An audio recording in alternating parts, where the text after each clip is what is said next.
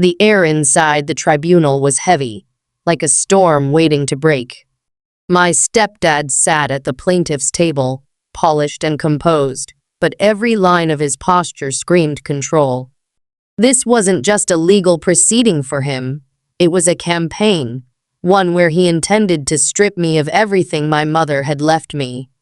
The estate wasn't vast by the standards of military families, but it was hers, earned through decades of discipline, sacrifice, and independence. His eyes met mine with the same cold calculation I'd known since childhood, only now it was sharpened by greed. He wasn't here for justice. He was here to win, to take, and to make sure I understood who still held the power. His attorney shuffled papers with a confidence born from knowing the judge. His longtime ally was ready to rule in his favor. As the clerk called the session to order, I felt the room close in. My stepdad's smirk told me he thought the outcome was inevitable. He believed I'd walk out of here empty-handed. What he didn't know was that I hadn't come to beg for my inheritance. I'd come armed with something far more dangerous. Judge Harrison Cole took the bench like it belonged to him alone. His silver hair was neatly combed, his uniform immaculate, and his gaze steady, but not impartial. I recognized the familiarity in the way he glanced at my stepdad, a subtle nod between old friends who had shared more than just a career. Cole had been his ally for decades, a man who owed him favors from a lifetime of military and social overlap. From the first motion my attorney filed, the bias was unmistakable. Objections were swatted aside without hesitation, procedural rules bent until they broke. Evidence that should have been examined was dismissed outright. Every time my lawyer spoke, Cole's interruptions sliced the words in half, while the plaintiff's counsel enjoyed a smooth, unbroken rhythm. The game was fixed, and they wanted me to know it. My stepdad leaned back in his chair, wearing a thin smile that said the verdict was already written. He believed influence would win the day. What he didn't understand was that I'd spent years surviving battles where the odds were worse and the stakes were life or death. And in this courtroom, I could feel the terrain shifting, even if they couldn't yet. 3 years before the tribunal, I was leading a 7-person special operations team into what was supposed to be a high-priority hostage rescue, Operation Silverfish. On paper, the intel was airtight: satellite images, heat signatures, and a clear ingress route. But the details didn't add up. Timestamps clashed with weather reports, thermal scans read too perfectly, and an idling truck appeared in one feed but not in another. I flagged the discrepancies, requested verification, even proposed a short reconnaissance delay. Every request was denied. The orders were clear: execute now or forfeit the mission to another unit. We launched at dusk. The first door opened too easily. The second brought a bullet from the wrong direction. The warehouse wasn't a rescue site, it was bait. Within minutes, chaos swallowed the plan.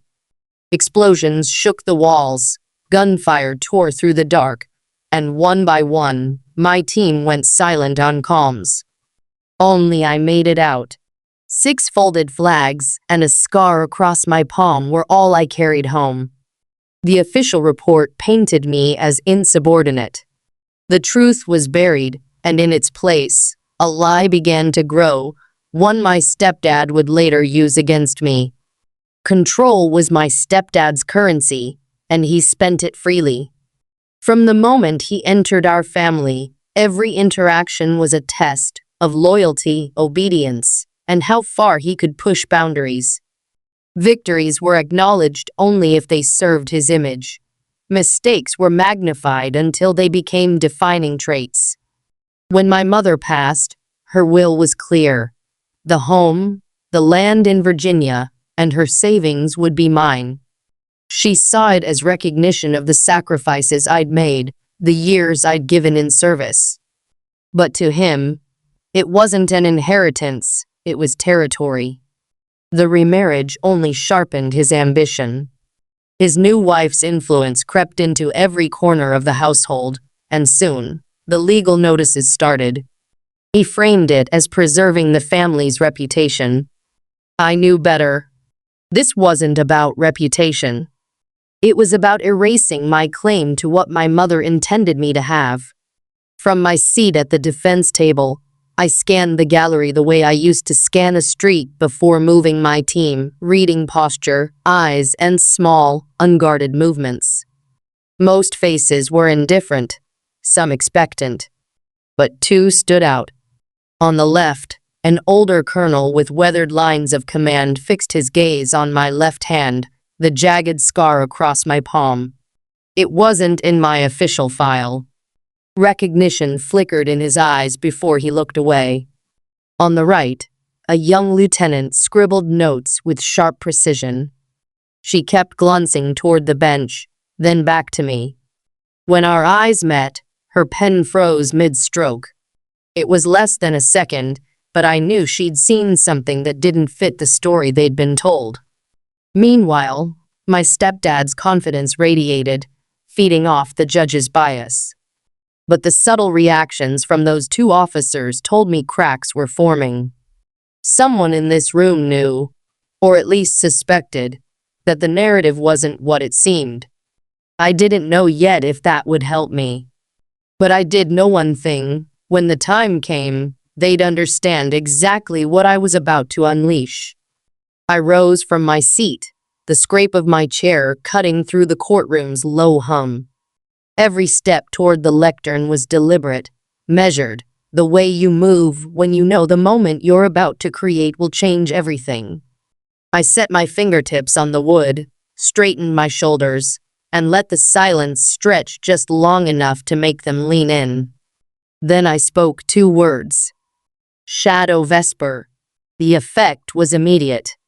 Judge Cole's smirk vanished, his hand twitching as the gavel slipped from his grip. Officers in the gallery shifted uneasily. A captain gripped his notepad as if it might float away. The young lieutenant stopped writing. The colonel lifted his chin, recognition settling over his features like a slow tide. Across the aisle, my stepdad's expression faltered for the first time, confusion flickering into something darker, uncertainty. I didn't explain the phrase. I didn't need to. In certain circles, those words weren't just a name. They were a key to locked doors no one wanted opened. And in this room, they had just opened every one of them. The silence after Shadow Vesper didn't feel like hesitation. It felt like control shifting in real time. A man from the Department of Defense rose from the gallery, produced credentials I hadn't seen since my active duty days, and spoke quietly to the bailiff. Within seconds, uniformed officers moved to secure the exits. Judge Cole's composure cracked. He avoided looking directly at me, his gaze darting instead toward my stepdad, who was now sitting stiff in his chair, the confidence he wore moments ago evaporating. The gallery murmured in low, urgent tones, their attention no longer on the case, but on whatever those two words had summoned. Then came the announcement. The tribunal would recess for 60 minutes. The order sounded less like a procedural break and more like a retreat. I returned to my seat, feeling the shift in the air. This was no longer their courtroom. They could sense it, and so could I. The next time we reconvened, the power they thought they owned wouldn't belong to them anymore. During the recess, he found me in a side corridor, moving faster than I expected. My stepdad had always been quick when control started to slip. "What did you just do?" he demanded, his voice tight, as if he were holding pressure on a wound. I didn't answer, and the silence made him restless. Then, without build-up or apology, he said, "I took the money. It spilled out in fragments, a payout offered after Silverfish, in exchange for his silence and a signature on a non-disclosure." He admitted he'd known enough to realize the truth would damage me, maybe even end my career. He claimed it was to protect the family's legacy, but his version of protection meant keeping my inheritance under his control until I was fit to have it. I asked him whose legacy he was really protecting. For the first time, his eyes faltered. A hint of shame surfaced, but it was buried under years of certainty that his decisions were always right. Regret might have been there, but it wasn't enough. Not to undo what he'd done. Not to stop what I was about to finish. Admiral Marlowe intercepted us before we could return to the courtroom. Her expression was clipped, her tone precise. "Cole isn't the center of this," she said.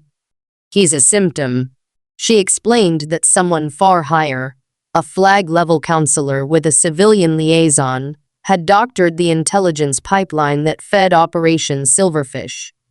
Imagery was altered, human sources suppressed, and a hostile asset disguised as friendly. Cole had provided legal cover after the fact, but the real architect was still out there. Worse, they'd traced a communications packet from that same network to Cole's chambers just 2 weeks before my hearing. It was encrypted and routed through civilian channels, but the signature matched other compromised operations. If this manipulator was involved, my case wasn't just about inheritance.